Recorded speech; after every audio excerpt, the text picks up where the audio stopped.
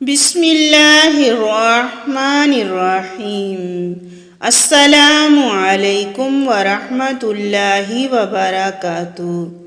حضرت سہل بن سعد رضی اللہ تعالیٰ عنہ بیان کرتے ہیں، ایک آدمی آیا اور اس نے عرض کیا، اللہ کے رسول، مجھے ایسا عمل بتائیں جب وہ میں عمل کروں تو میں اللہ اور لوگوں کا محبوب بن جاؤں۔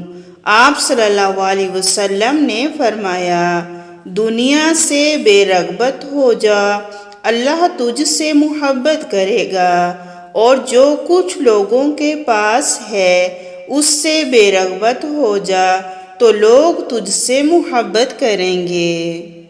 حضرت محمود بن لبید رضی اللہ تعالیٰ عنہ سے روایت ہے کہ نبی صلی اللہ علیہ وآلہ وسلم نے فرمایا، دو چیزیں ہیں جنہیں انسان ناپسند کرتا ہے۔ انسان موت کو ناپسند کرتا ہے، حالانکہ موت مومنوں کے لیے فتنے سے بہتر ہے، اور وہ قلت مال کو ناپسند کرتا ہے جبکہ قلت مال کا حساب کم ہے۔